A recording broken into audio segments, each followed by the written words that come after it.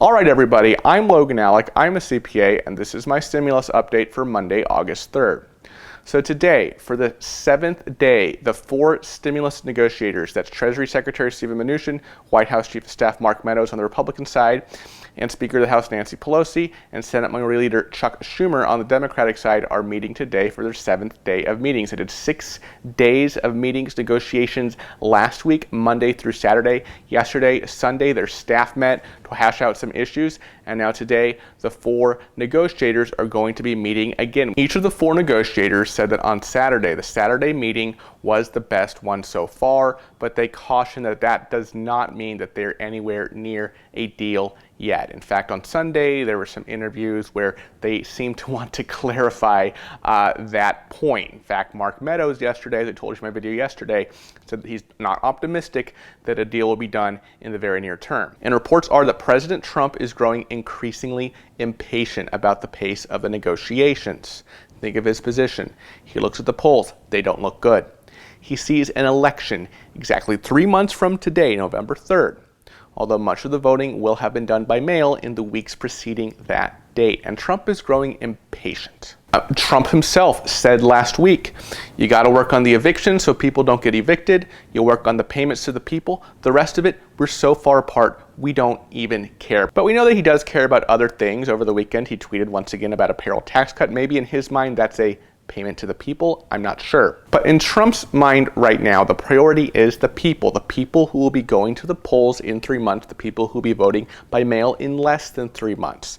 That's why he's talking about the eviction moratorium. That's why he's talking about the payments to the people, which I take to mean unemployment, probably stimulus checks as well, and maybe, just maybe, the payroll tax cut. So reports are that the White House is looking into ways that Trump could exert presidential authority to extend the supercharged unemployment benefits, probably by some smaller amount, as well as extend the federal eviction moratorium that expired 2 Fridays ago. And just yesterday in the Wall Street Journal, economist Stephen Moore, Stephen Moore, Trump loves this guy. Stephen Moore worked with Larry Kudlow on the Tax Cuts and Jobs Act back in 2017. That was the big Trump tax bill that passed in late 2017. Stephen Moore worked with Larry Kudlow on that. Donald Trump himself wanted to appoint Stephen Moore to the Federal Reserve Board of Governors, but he was not confirmed by the Senate after some issues came up. But my point is, Trump listens to this guy. And yesterday in the Wall Street Journal, Stephen Moore published an op-ed called "How Trump Can Deliver Tax Relief Without Congress, Suspend Collection of the Payroll Levy Using the Same Authority, the same power that extended the filing deadline to July." In this article, Moore says, the president needs to pull an end run, and there's a legal way to do that. He should declare a national economic emergency and announce that the Internal Revenue Service will immediately stop collecting the payroll tax.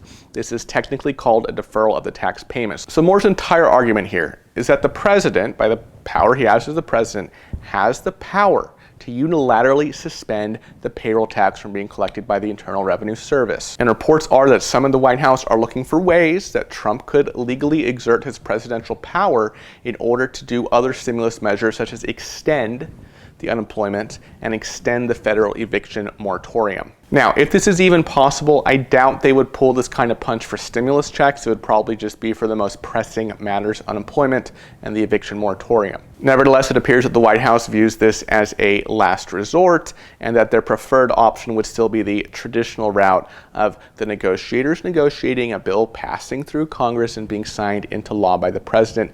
But this is still something to keep an eye on. And frankly, I, like many of you, I'm sure, would prefer the four negotiators, Mnuchin, Meadows, Pelosi, and Schumer, to continue that positive momentum, build from that positive momentum on Saturday to hopefully strike a deal this week. That's me being optimistic. The pessimist in me says, no way, Jose. We'll see what happens. But I think we'd all agree that would be the preferred option to pushing the boundaries of presidential power.